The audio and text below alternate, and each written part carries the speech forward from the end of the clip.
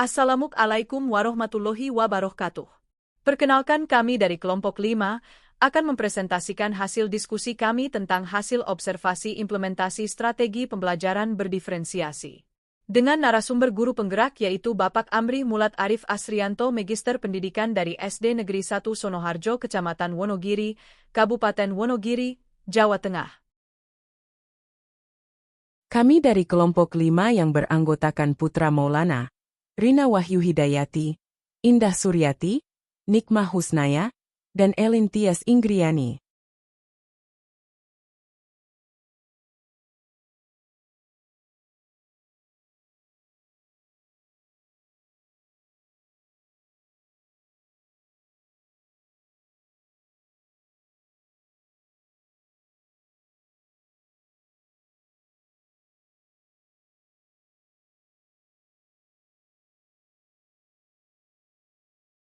Satu, apa latar belakang Anda menjadi guru penggerak? Untuk meningkatkan kompetensi dan meningkatkan kemampuan profesional sebagai seorang pendidik, serta untuk bisa memberikan kualitas pembelajaran layanan pendidikan kepada murid sehingga murid bisa mendapatkan pengalaman dalam proses pembelajaran yang berkesan. 2. Apa motivasi Anda menjadi guru penggerak? Ingin meningkatkan profesionalisme diri sebagai seorang pendidik dan ingin memberikan pelayanan yang terbaik untuk murid yang belajar bersama saya sehingga pembelajaran menjadi bermakna bagi murid. 3. Apa yang Anda ketahui tentang pembelajaran berdiferensiasi? Pembelajaran berdiferensiasi, pembelajaran yang menyesuaikan dengan kebutuhan ataupun karakter peserta didik. Artinya di dalam pembelajaran, guru memberikan pelayanan yang sesuai dengan karakter peserta didik. Ada beberapa peserta didik yang memiliki gaya belajar yang bermacam-macam sehingga diawali dengan asesmen awal untuk mengetahui kebiasaan ataupun kenyamanan yang dimiliki oleh peserta didik dalam memahami sebuah materi. 4. Mengapa pembelajaran berdiferensiasi sangat penting diterapkan? Karena dengan pembelajaran berdiferensiasi guru bisa memberikan pelayanan yang sesuai dengan murid. Artinya ketika ada murid yang lebih senang dengan melihat, berarti guru harus menyediakan sebuah konten yang itu memberikan pelayanan untuk anak yang senang melihat tersebut. Kemudian ada juga anak yang suka mendengar atau auditori.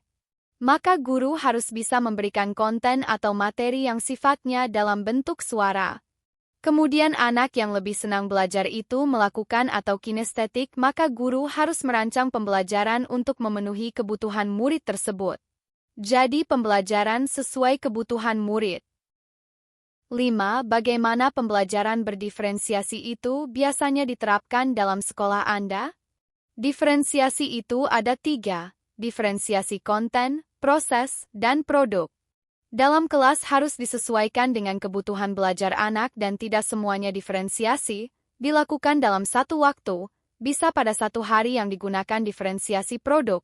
Artinya ketika guru memberikan bahan diskusi kepada murid-murid, murid itu akan menyajikan hasil diskusi tersebut sesuai dengan yang mereka bisa. Bisa menyampaikan dalam gambar, cerita, tulisan, itu namanya diferensiasi produk. 6.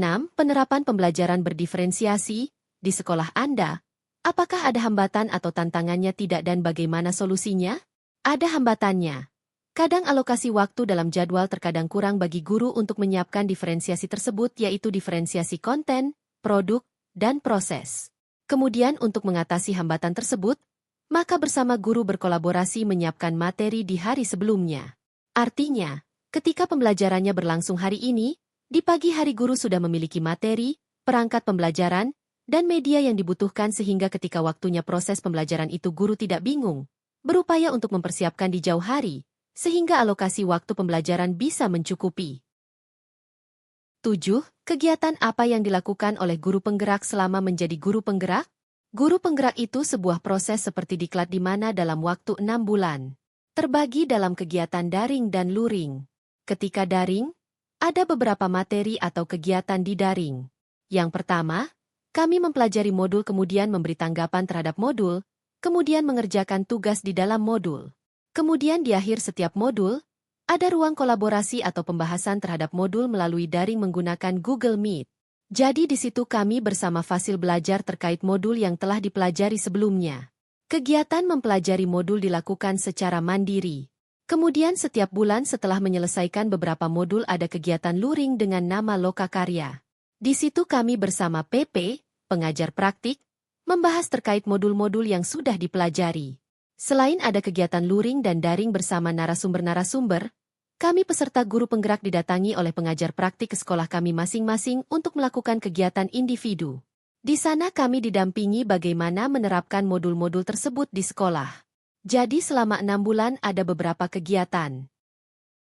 8. Bagaimana cara Anda mengevaluasi keberhasilan pembelajaran berdiferensiasi di kelas? Di setiap akhir pembelajaran, kami bersama dengan guru lain berkolaborasi melalui refleksi. Refleksi tersebut kami juga meminta kembali kepada peserta didik. Kami berikan angket terkait apa yang mereka dapatkan, bagaimana penyampaian guru, pengalaman apa yang didapat, apa harapan mereka di pembelajaran berikutnya. Jadi tiap akhir kegiatan pembelajaran kami melakukan refleksi dan kami meminta umpan balik kepada peserta didik dengan angket. Dari situ kami bisa melihat apakah diferensiasi yang sudah kami lakukan benar-benar sudah membuat peserta didik mengikuti pembelajaran lebih menyenangkan, lebih sesuai apa yang mereka mampu, dan apa yang mereka bisa. Jadi dengan menggunakan umpan balik dan refleksi. 9. Apa peran sekolah dalam mendukung guru menerapkan pembelajaran berdiferensiasi? Sekolah memberikan waktu kepada guru untuk mencari referensi melalui platform Merdeka Mengajar atau menggunakan PMM. Di PMM mereka bisa belajar secara mandiri terkait bagaimana membuat atau menyusun sebuah perencanaan pembelajaran berdiferensiasi. Selain itu, sekolah juga melakukan kegiatan IHT atau screening dengan menggunakan beberapa narasumber. Narasumber bisa kami datangkan dari guru lain atau sekolah lain agar mereka bisa berbagi praktik baik. Jadi kami saling berkolaborasi sehingga guru-guru memiliki wawasan dan memiliki referensi untuk berupaya membuat pembelajaran berdiferensiasi yang sesuai dengan kebutuhan murid. 10. Berikan contoh strategi atau metode yang sering Anda gunakan dalam pembelajaran berdiferensiasi. Strategi yang kami gunakan menyesuaikan dengan materi yang akan kami sampaikan kepada peserta didik. Ketika materinya harus menggunakan terkait sebuah cara, berarti kami menggunakan model demonstrasi. Ketika materinya terkait dengan tokoh, memahami peran para tokoh, kami bisa menggunakan metode bermain peran. Yang jelas ketika menyusun sebuah strategi pada pembelajaran juga menyesuaikan dengan materi dan kemampuan yang dimiliki peserta didik. Semuanya itu digunakan untuk mengaktifkan peserta didik. 11. Hambatannya tadi terkait alokasi waktu. Apakah ada tantangan lain yang dihadapi selama menerapkan pembelajaran berdiferensiasi selain alokasi waktu? Ada hambatan bagaimana cara agar kami sebagai guru bisa memfokuskan murid untuk antusias terhadap kegiatan pembelajaran.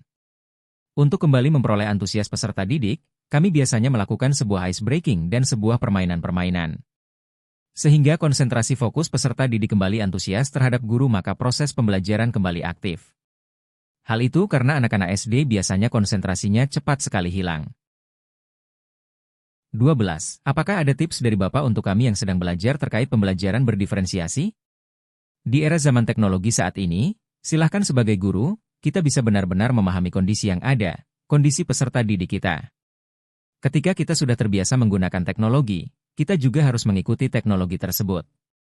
Tetapi dengan harapan kita juga bisa mengarahkan dan membimbing peserta didik dalam menggunakan teknologi.